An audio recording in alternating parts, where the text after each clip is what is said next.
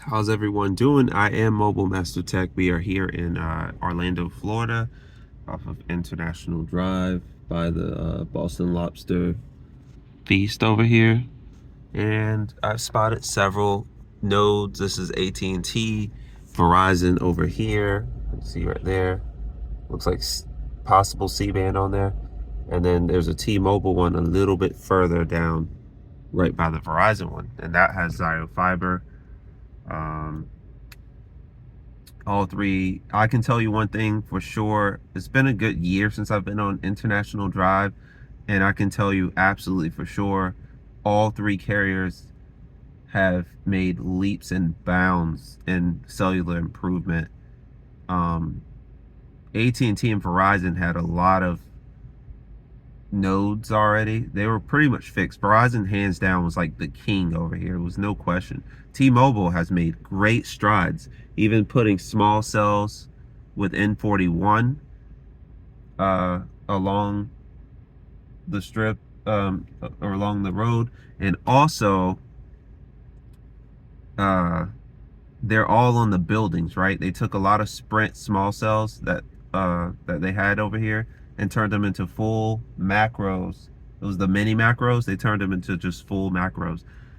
So I've been seeing T-Mobile all in the buildings, Verizon too. Not so much AT&T, at least not on International Drive, but I've seen a lot of AT&T small cells, and they're all doing great. I can't really complain.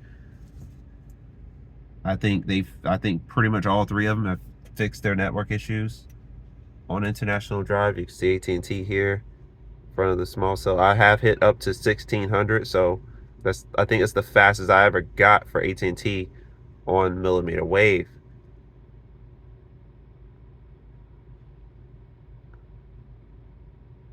Really good to see here.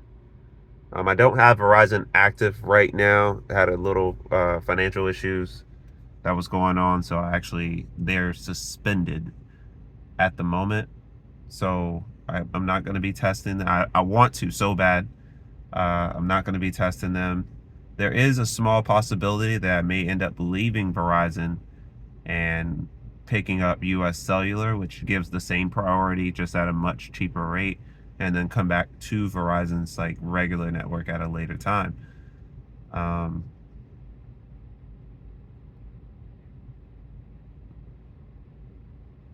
Let me see real quick.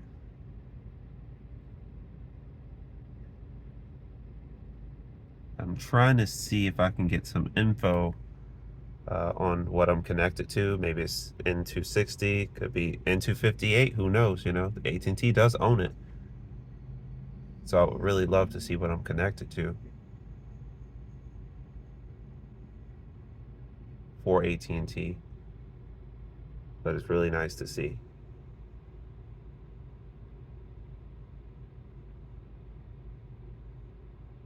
Pretty much behaves like T-Mobile's N41, except less range, way less range.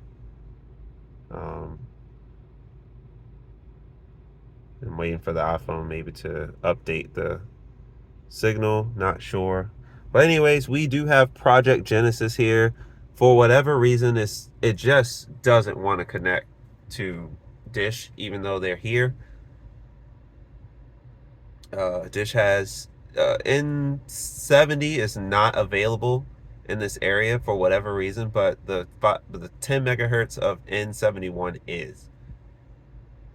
But this is just using this, and no, this phone. So I did enable N260, N258, and N261 on this phone, but I do believe AT&T unfortunately is blocking access. I even got out and tried to put the iPhone right there. I'm right by the node. There's no reason.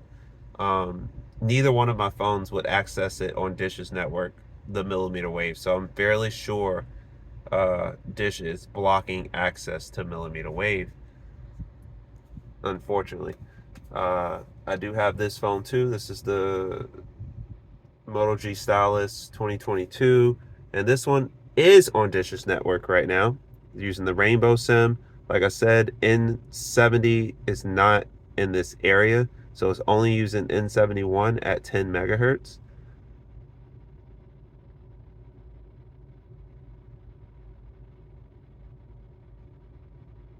and subpar performance. If they actually had customers on the network, this would be a non-starter. So not a good showing from Dish, but a great showing from everyone else.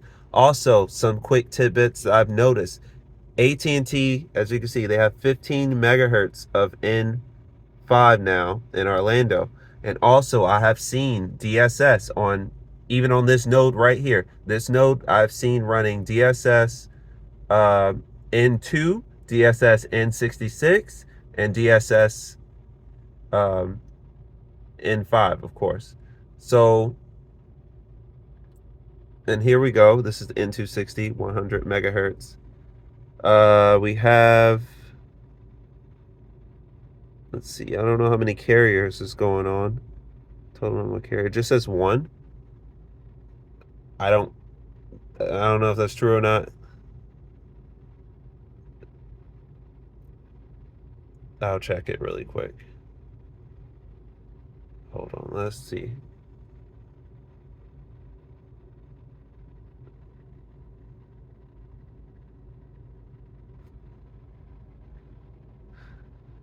Okay, there it is.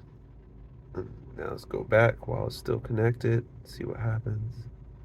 Maybe it'll tell me something good. 60.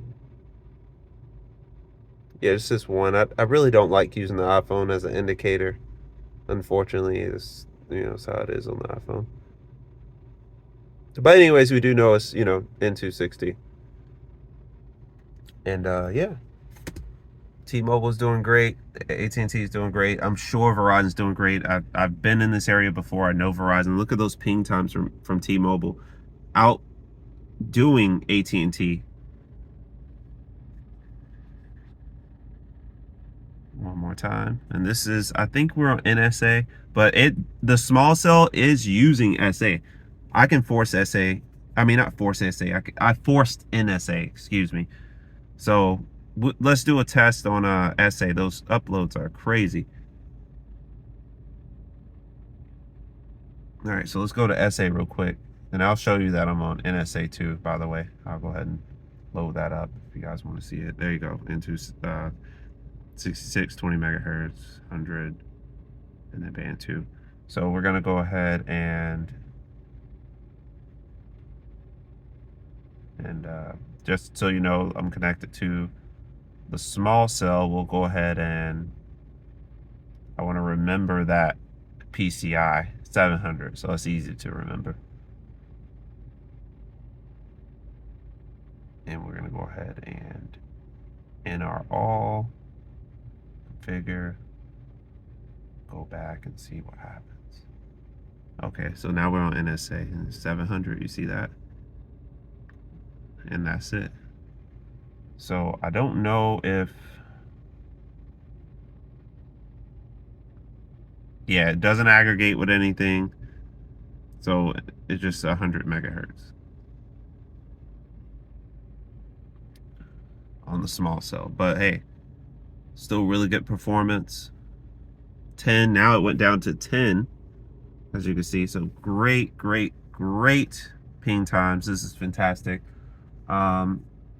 Really wish I had Verizon. Sorry, you guys. It's getting worse out here. Inflation, Florida, everyone wants to move here. Money's getting a little tight, so I have to buckle down. But anyways, if you like what you see on the channel, don't forget to share, like, subscribe to the channel and everything like that. And until the next video, I'm out.